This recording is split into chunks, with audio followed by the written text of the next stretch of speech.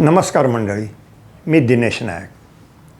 आपल्याला एखाद्याचा पचका करायची संधी मिळाली तर ती संधी आपण कधी सोडत नाही, नाही का? आणि आपल्याला त्याच्यात आसुरी आनंद होतो आणि आपण चार चौघात सांगतो, अरे तो अमका तमका फार भाव खात होता, त्याला त्याची जागा दाखवली, होय की नाही? पण आपला कोणी पचका केला तर मात्र आपल्याला राग येतो, होय की नाही? पण खरं सांगू, हा मनुष्य स्वभाव आहे आणि यातून कोणी सुटलेला नाही. इवन मोठी माणसं देखील ह्याला अपवाद नाही.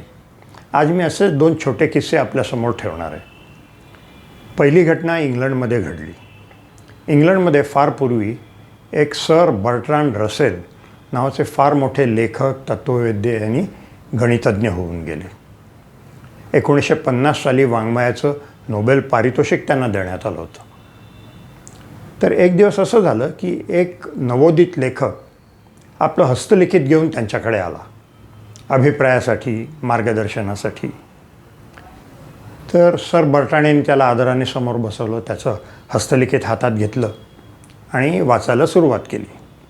ते 3-4 पानावर पोहोचले.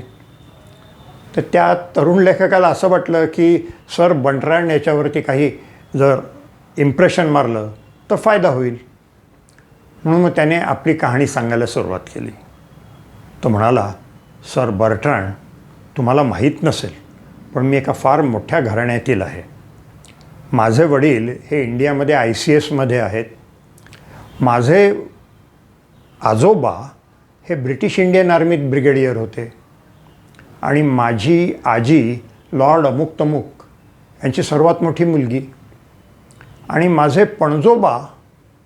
तेवढ्या सर बर्ट्रांड म्हणाले, थांबा थांबा थांबा, तुम्ही असंच आपल्या पूर्वजांची कहाणी सांगत मागे मागे गेलात तर एक वेळ अशी येईल की तुम्हाला हे सांगावं लागेल, तुमचे पूर्वज माकड होते आणि तुम्ही त्या माकडाचे वंशज आहात. त्या लेखकाची प्रतिक्रिया मात्र कळली नाही. दुसरी घटना भारतात घडली. ही साधारण 1910 किंवा 1920चं दशक होतं. त्यावेळेला जे भारतात अनेक नामवंत बॅरिस्टर होते त्यामध्ये एक इंग्रज बॅरिस्टर होते. त्यांचं नाव सर इयर्डले नॉर्टन.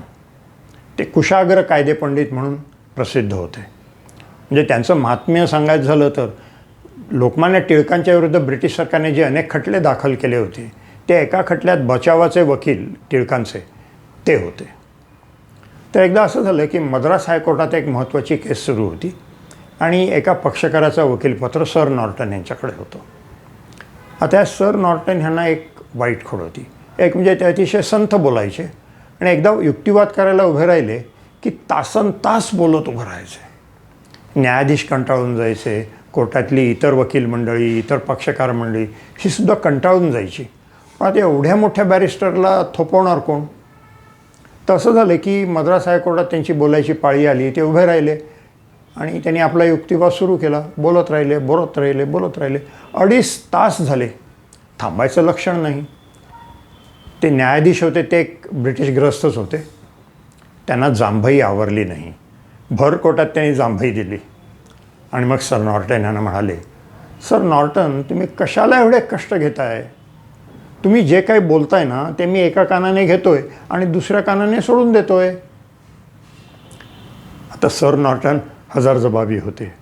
न चिडता शांतपणे म्हणाले, होय मिलॉर्ड, तुमच्या 2 कानांच्या मध्ये पोकळी आहे हे मला दिसतंच आहे. न्यायाधीशांची प्रतिक्रिया काय झाली ते कळलं नाही. तर मंडळी, हे पचका पुराण तुम्हाला कसं वाटलं? कमेंट सेक्शनमध्ये जरूर कळवा. पुढच्या आठवड्यात परत भेटू एका नव्या किस्सासकट. नमस्कार.